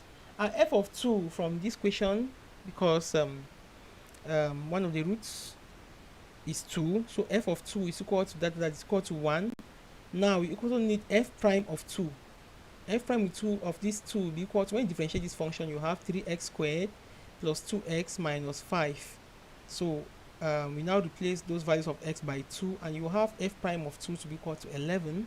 Now, from the Newton-Raphsons, you know that x1 should equal to x0 minus f of x0 on f prime of x0. So putting in the values, we will have x0 is 2 minus 1 over 11. And that gives us 21 on 11. So we have 21 on 11. And the key is A. Please, if there's anything, you can leave your comment, okay? You can leave your comments. Alright, question number 11. So we are given the complex number z, where z equals that. The modulus argument form for z is, so to get the modulus argument form, first of all, look for the modulus. The modulus is 2, right? So 2 cannot help us because all the modulus here, all of them are showing 2. Normally, we now go for the argument. So how do we have the argument? Argument will be equal to pi on 6 now. Yeah, pi on 6. So the modulus argument form will be equal to minus. But now, how do you have the argument of this complex number? If you look at this complex number, the trick now here is this complex number is in which of the regions? Sorry, it's in which of the quadrants? Which of the quadrants? So it is in the third quadrant, right? Good. So in the third quadrant, the argument is given by minus into pi minus a, and that gives us minus into pi minus that, which gives us minus 5 pi on 6. Therefore, in the modulus argument form, you have the complex number like that. Yes, that's it.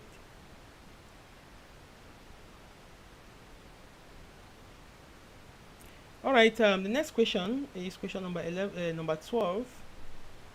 Question number 12. Given that root 3 cos x equals cos pi on 6 minus x, and then tan x equals. So how do we have tan x here? So root 3 cos x equals to cos pi on 6 minus x.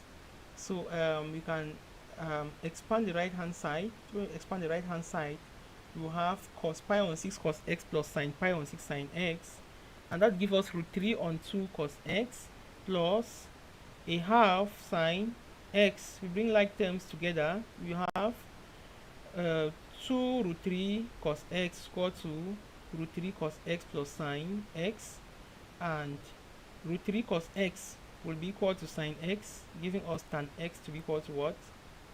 Root 3. Yeah, I think I enjoy this one so much. I enjoy this one.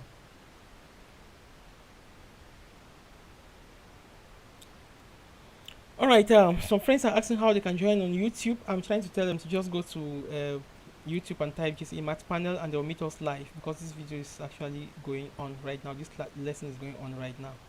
So question 13. The integral of e to the power 3x dx is. So to integrate this,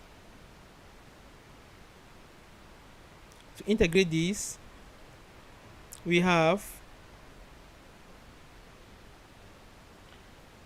1/3 e to the power 3x plus a constant. That gives us d to be the key. Question 14. The Cartesian equation of the line perpendicular to the plane 2x minus 3y plus 4z plus 8 equals 0 and passing through the point minus 1, 2, 3 where lambda is a constant is. So how do you get the Cartesian equation? Now let's see what we do.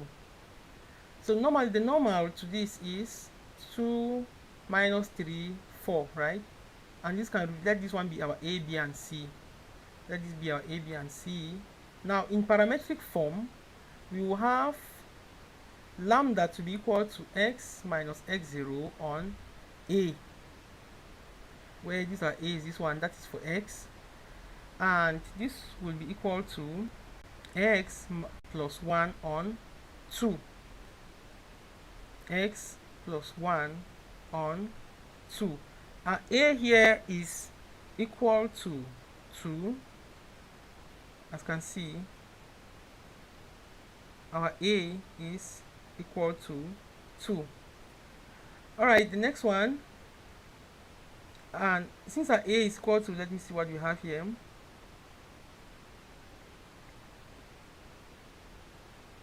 Alright, so our a is actually equal to 2. And now when you look at these points that we have here, the points that has been given, we have minus 1. So x minus minus 1 gives us x plus 1. And this normal is coming from this Cartesian equation. The coefficients of what? The coefficients of x, y, and z gives us the normal. Then now for the y, we will have y minus y0 on b. And our y0 is this 2 that has been given here, while our b is this minus 3 from the Cartesian, from the plane that has been given. And we do the same thing too for z. And this is what we have. And our z will be equal to z minus 3 on 4.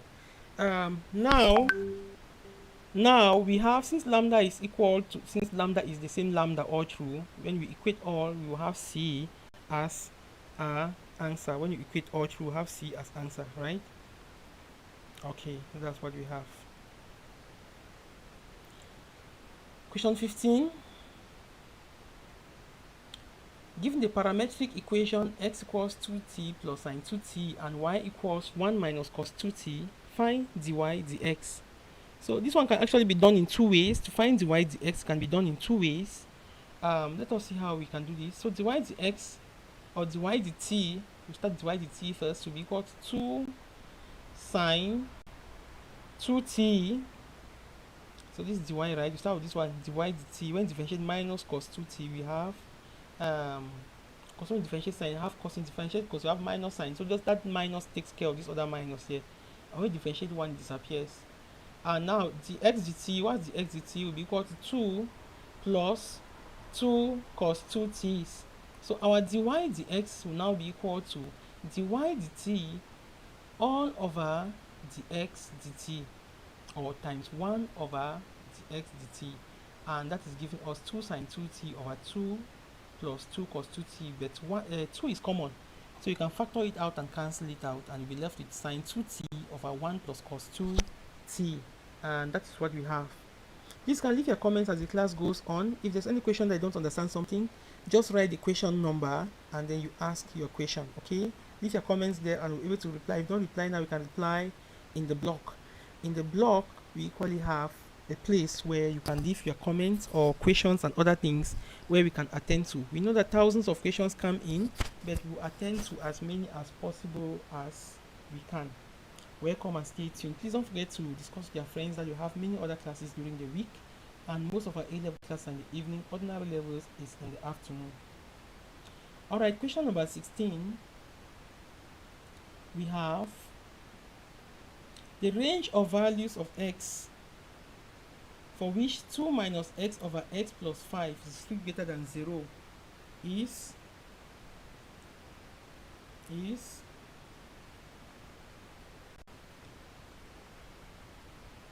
so let us solve this.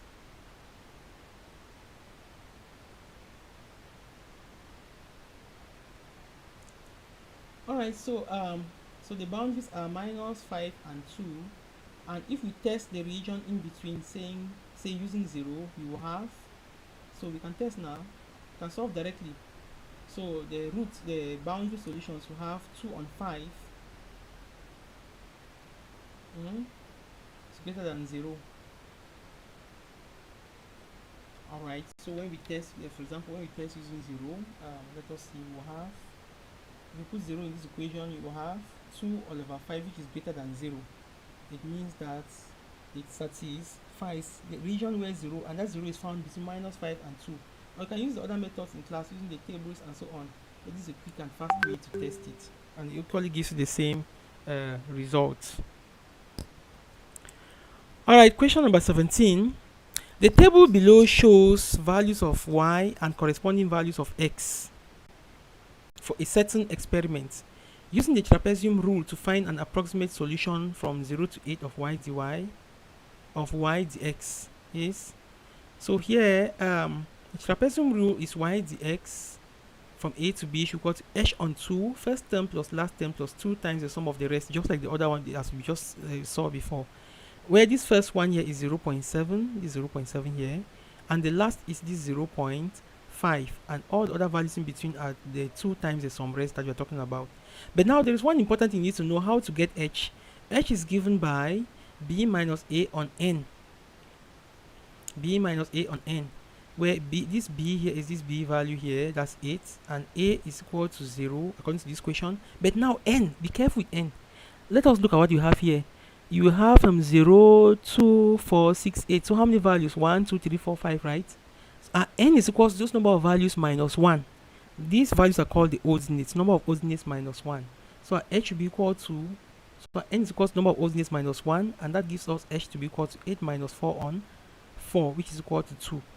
So putting these values in this expression and simplifying, we will have the following results. So our integral is equal to 13.2. We have 13.2 as our result. Okay.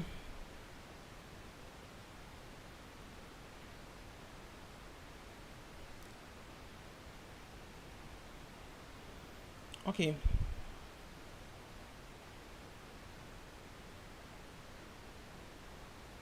Number 18. The curve of y equals that has a minimum point at. So how do we get a minimum point? So since a is positive, it has a minimum point. Note that this is a quadratic, right? When you expand, you have x squared plus 4x plus 4. So the minimum point will be given by y prime. To get it, we look for y prime is equal to 2 into x plus 2. We equate this to 0 and solve for x, and our x will be equal to minus 2, right? Y of minus 2 is equal to 0 now. So the minimum point will be minus 2, 0. That's the minimum point. Our key is D. Now, question number 19. Question number 19.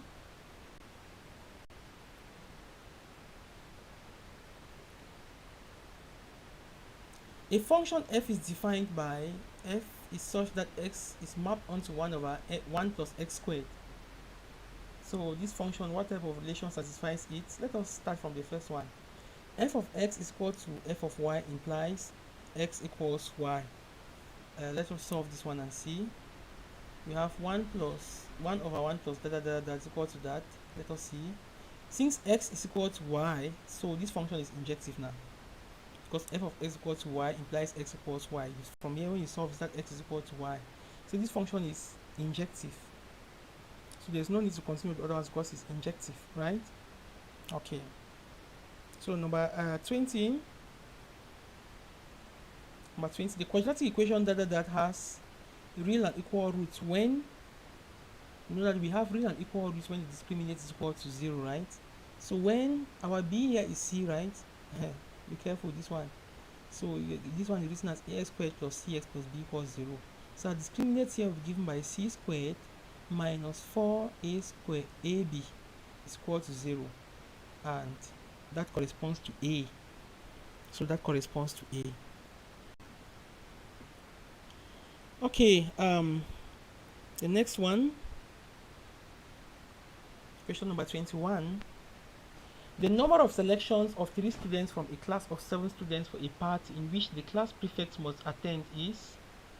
Since the class prefect must attend, it's sure that the class prefect must be there. So we are now working based on the other 6 students who are left.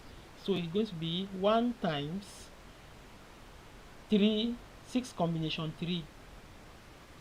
So it's going to be 1 times 6.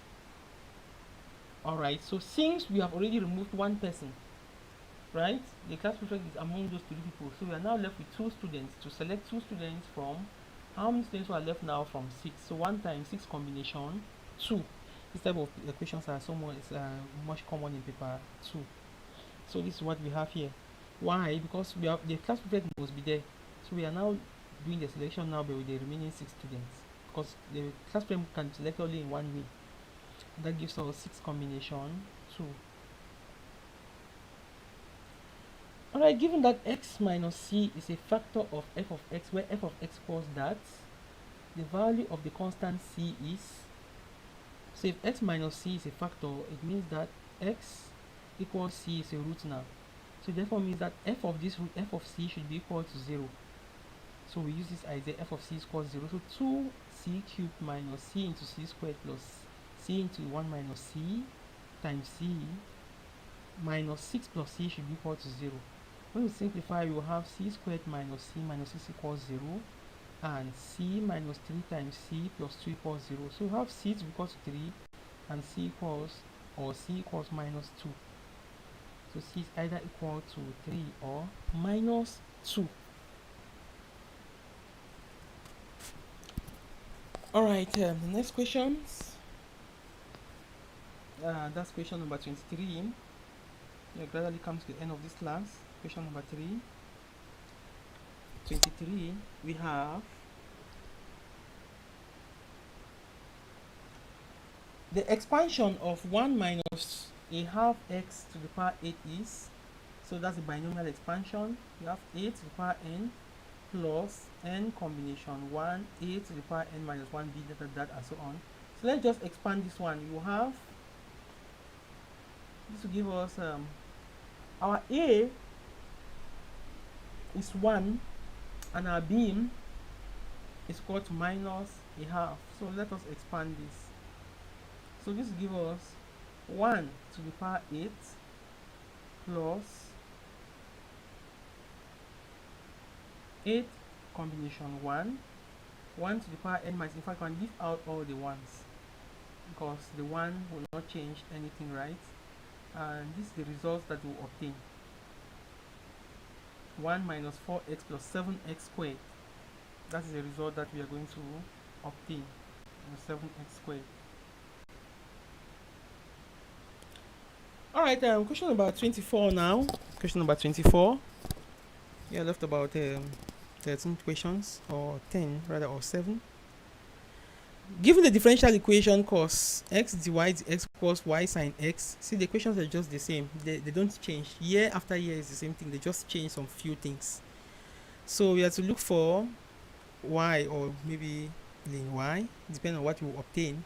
So dy dx is equal to y sine x all over cos x, and that will give us y sine x over cos x dx. So we integrate both sides, right?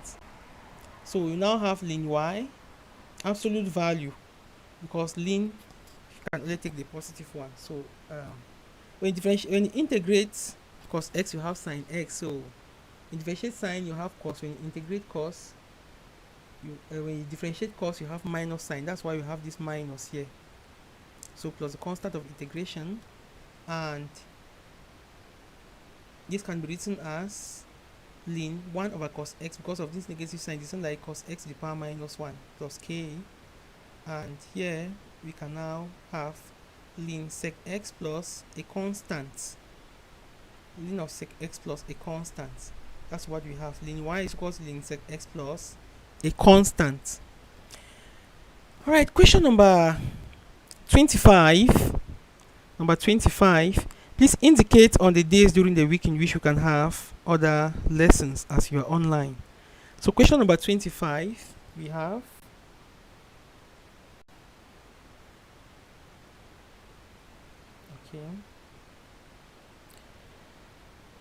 the summation from r equals 1 to n plus 1 of r minus 1 is equal to, so let's see this one.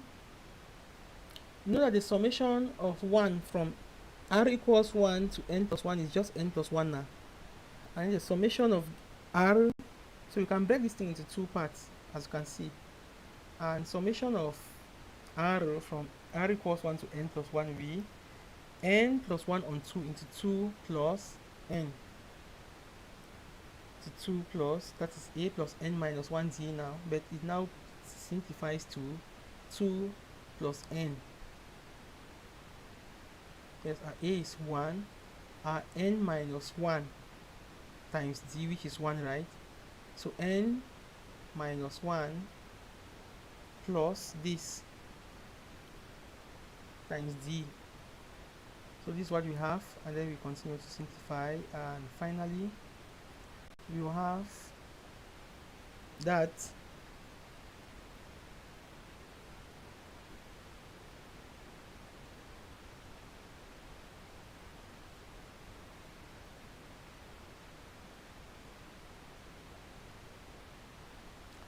okay, so we have n over 2 into n plus 1.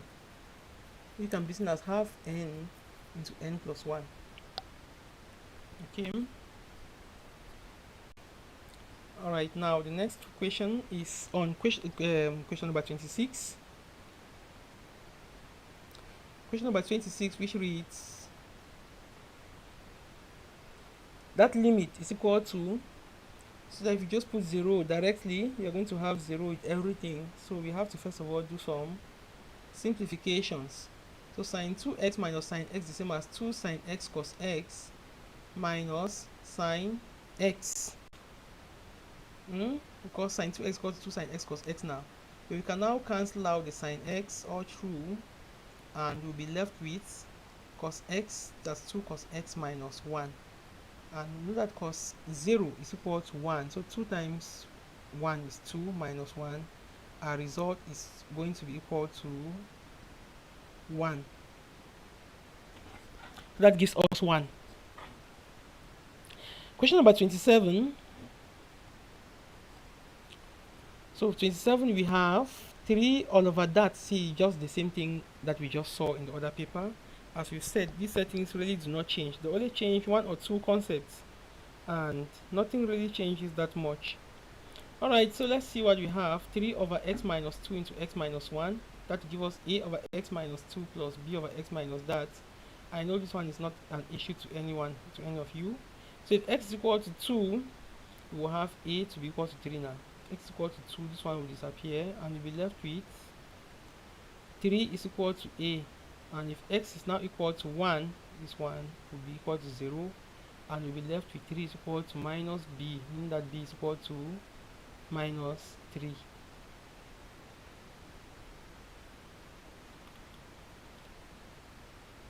So our key is D. 28, given that the x of that is equal to 3x squared cubed into a plus bx times e to the power 2x, then let's see what happens. What are the values of a and b? So when we differentiate that, normally that's what we have, and that is plus 9, and we have been told that this is equal to 3x to the power, so this one simplifying, that's what we have. So this is identical now to what? 3x squared into 3 plus 2x times e to the power 2x when you differentiate that. And this should be identical to what we have here. Identical to what we have. So when we equate the coefficients, what do we observe? We will see that our A is equal to 3 and our B is equal to 2. Our A is equal to 3 and our B is equal to 2. Alright.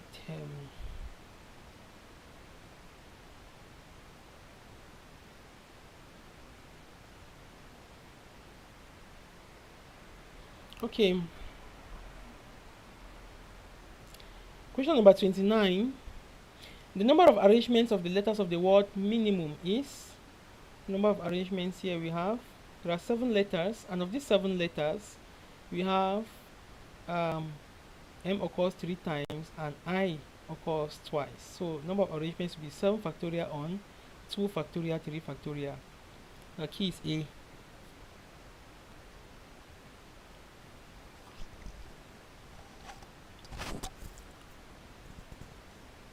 Okay, we now have question number 30. Question number 30. A circle with center at the point 3, 4 touches the x-axis. The equation of the circle is, so if this circle touches the x-axis, then we already know that the radius is equal to 4 now because it touches the x-axis. So the radius is equal to 4. Therefore, we have our x minus 3 squared plus y minus 4x squared should be equal to 4 squared, or which is equal to 16. Our key is B. Our key is B.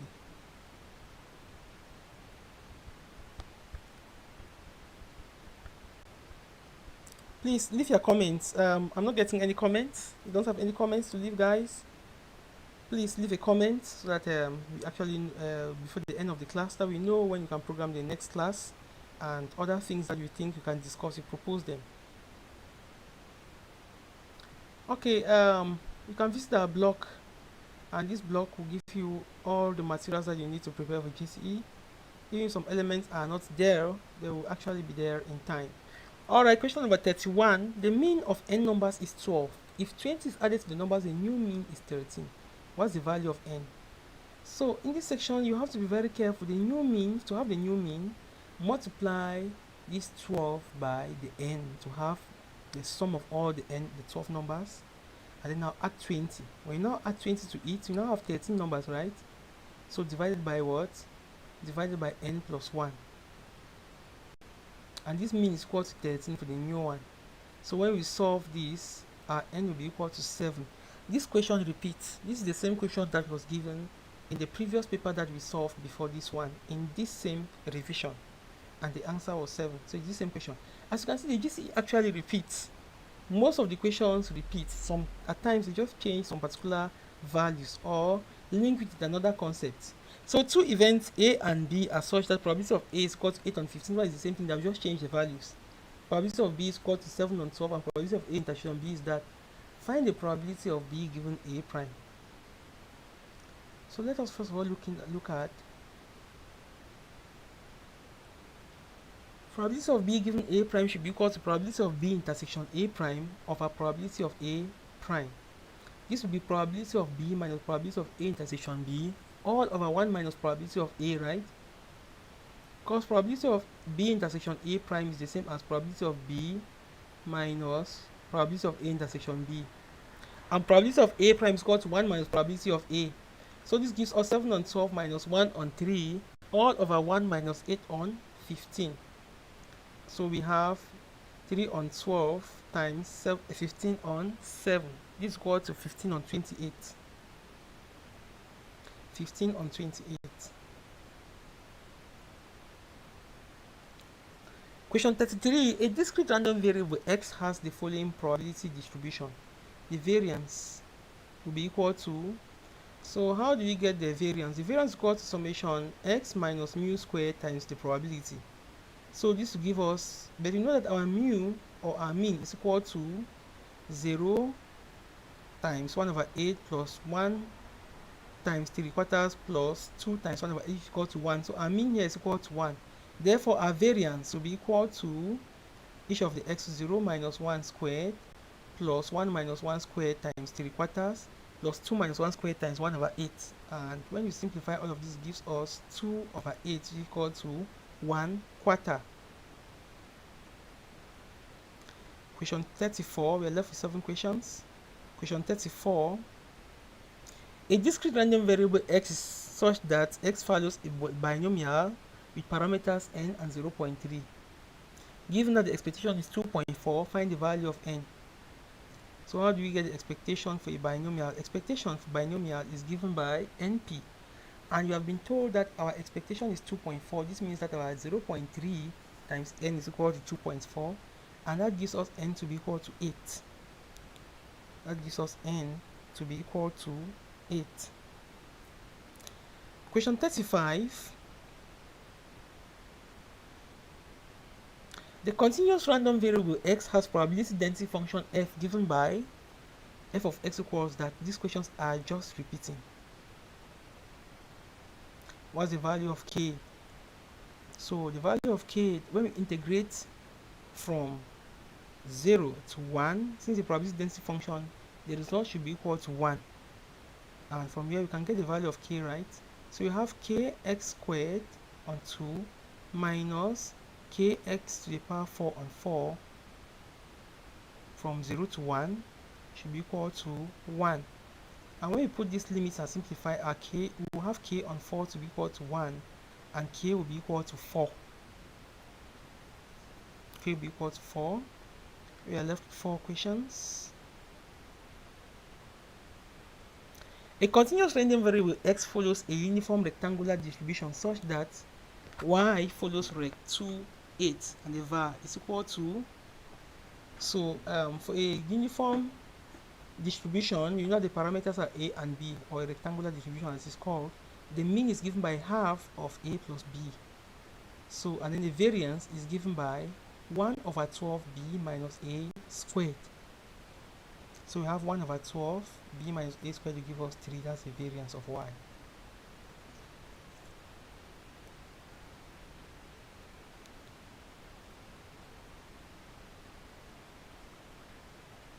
Question 37.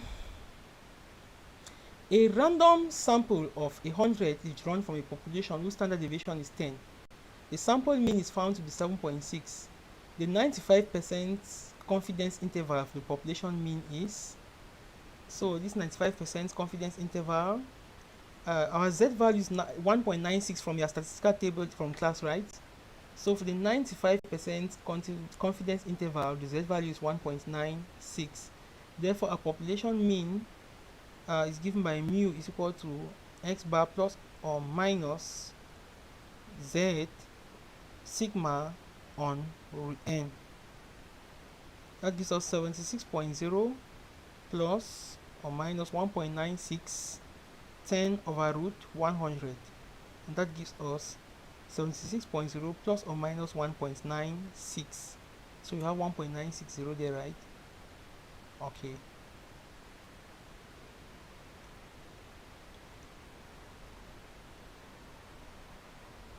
Question 38.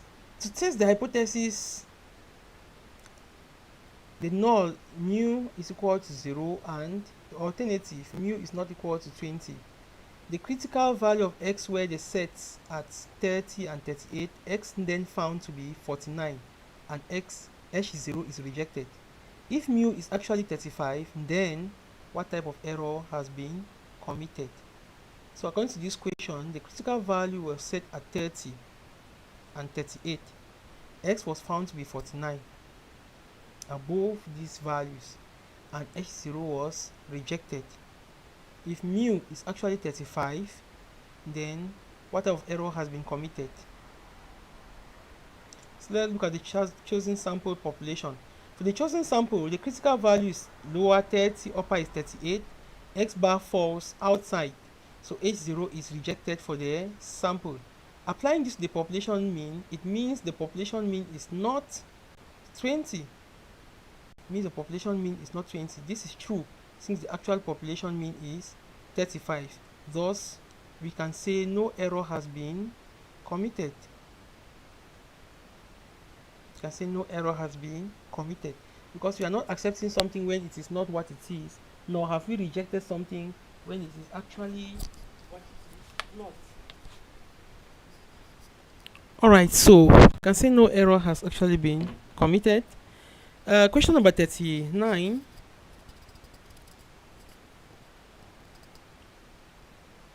The regression of y on x for a certain data is y equals 48 plus 8x. Given that the covariance of the data is 16, the variance of x is, what will be the variance of x? So the variance of y will be equal to 8 times the variance of x from that relationship that has been given there, because y is equal to a constant plus 8x. Therefore, var y should be equal to that same 8 times var x. So var x should be equal to 16 divided by 8, which is equal to 2. The variance of x is equal to 2.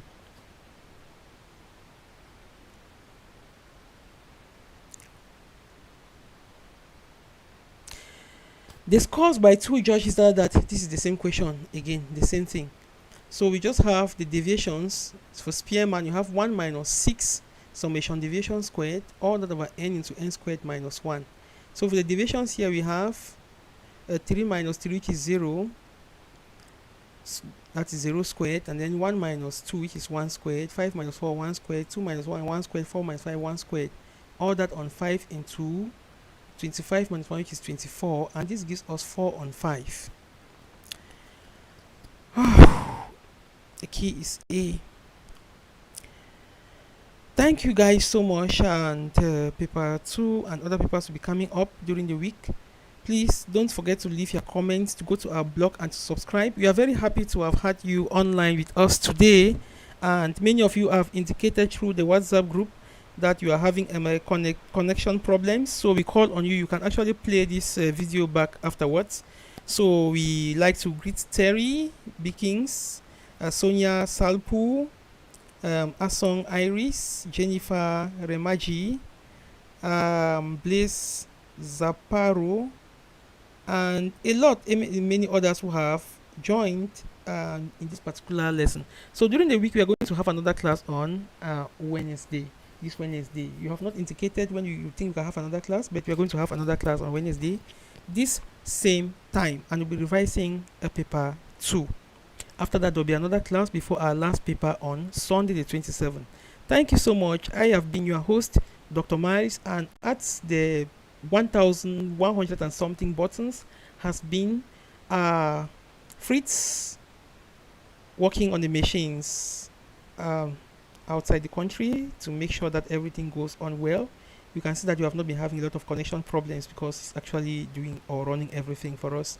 So we thank him so much too, and for the GCE Maths panel, we pray that you continue to have a lot of good things. So thank you so much, guys, and bye bye. See you soon, and don't forget to discuss with your friends and tell them that we are going to have another class on Wednesday at 9 p.m. Love you all. Bye bye.